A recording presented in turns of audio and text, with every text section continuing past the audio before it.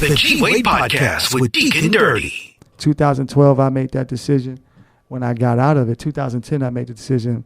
I started making money in technology and got out and beside me and had a stroke and went down. Dude, I was 150 pounds heavier right now. I was paralyzed on my left hand side, as you can see. And I went down, and I missed 2012 Christmas and Thanksgiving. Wow. And I couldn't stop. I wanted to stop that lifestyle. I wanted to get out the mansions. I wanted to stop all that. I wanted to stop, but I couldn't, because I put myself in a position that I was detrimental to me. Mm-hmm. And so it became like the need for speed. It's just like this fabricated thing. More, and I'm trying to be this way, and it's like, God, dude, you don't want to. I'm forcing me into God's equation for me. Right. And every time you do that, you're gonna fall, man. And it happened. It literally took me down because I was too strong, too pushing too hard, and it said stop. And when I stopped, everything was gone, man. I was in comatose pretty much for months, and wife got rid of everything. It was too much pressure, and she did it for me. She got me back into health, got me back up. And since that time, I have been cultivating my original plan of action, which is to take on technology and take on these new financing ways to get money that people don't understand in the creative world. And I can connect those two dots. Right. And was able to do that with artists. Okay. And help them create brands and technology plays, filmmakers and actors alike. And I was able to do that. And then I had enough confidence enough to say, I want to go back home. I want to go home, man. Yeah. And I went home 2 years ago. And my dad got my sister and I. My plan was to go back home and to start my accelerator program, which I have, called the Media Accelerator, Media, Entertainment, E-commerce, and Technology Platform. So I would basically cultivate and create a pipeline of distribution finances, take your idea and take that and create a new iteration, create a reality, teach people how to create a business, how to raise capital, how to create evaluations by connecting with things that are already evaluated. So if I took a new client, a new business, and I have 5 businesses already going and they're inside my cipher, let's go contract with this person. What did I just do to that person? I get a person value. Yeah. I get a company value. Yeah. And that's what we do. It's hedge funding things, and I learned from the best from these guys out here. Some of them in Atlanta, Triton VP, Merrill Lynch, Morgan Stanley, put me in through the game, through the tranches of that time, coming out of my stroke, completely out of my element, pulled me through the world. I went to the Middle East. I went to Dubai, Lebanon, meeting CEOs everywhere, flying in $50 million jets. Go pick him up and bring him to Dallas, laying down a $50 million jet, go get in and go there, come back for the meeting because they needed me there. Wow. Went to the capital, the state capital, talking about technology and education and mobile. I've been knowing about what's going to happen for 5 years, and I can't talk about everything right now, so I'm gonna stop. But really and truly, God put me in an amazing way, and so I just wanted to just be Howard Gibson again. Yeah. So I went home. My daddy said, "You and your sister." And at that time, my sister independently. So all the years what I did, said, I'm going to do this. And she wrote this.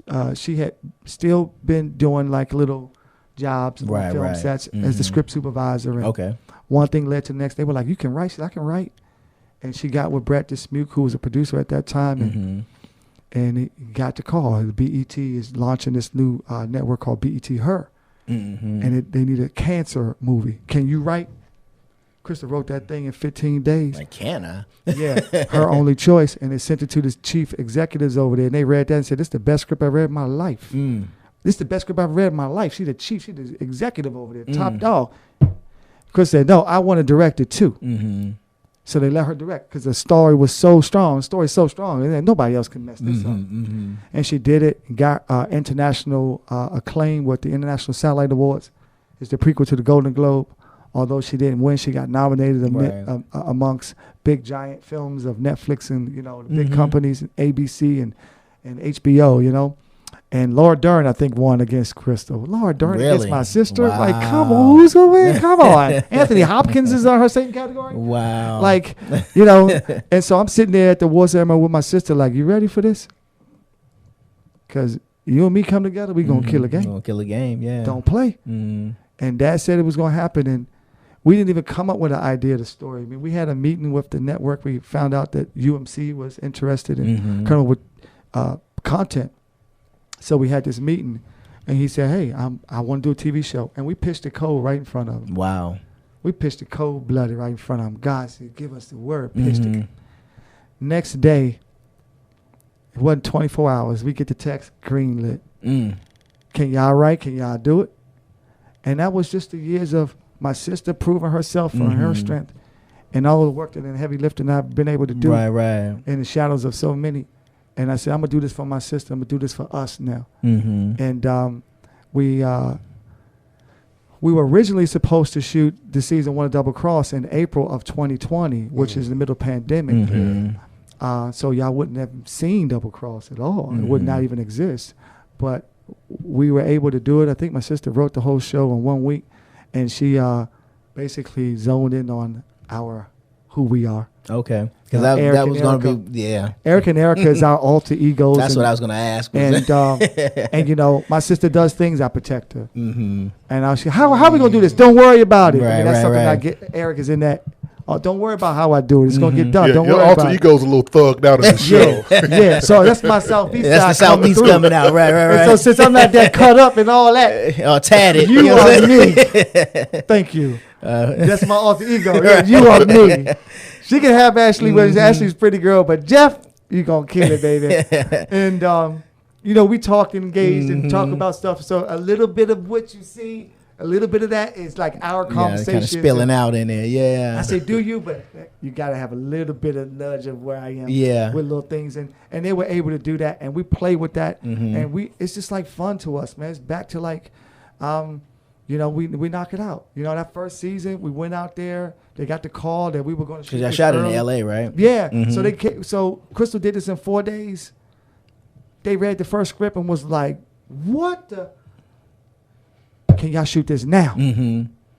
We like, well, can we? And he's like, we're going to give you all this little bit of money, but can you shoot this now? And so I was like, yeah. So, you know. Because you got some pretty big recognizable faces in the cast, man. We're blessed. We're blessed and fortunate, you know, in many ways, because we had Darren DeWitt Henson came in, and Darren, and God spoke to me about it. Jasmine Burke came in also, and she's from Atlanta, and we worked together when I see her coming up through the game, you know, and I've always admired Darren and saw his work, and Darren's voice kept hitting me. I promise you. I tell Darren this all the time. Season 1, we had some other actors considered for his Detective Ryan role, but I kept hearing Darren's voice.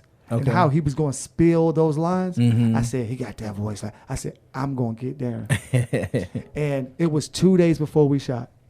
And we just decided not to go with the other person.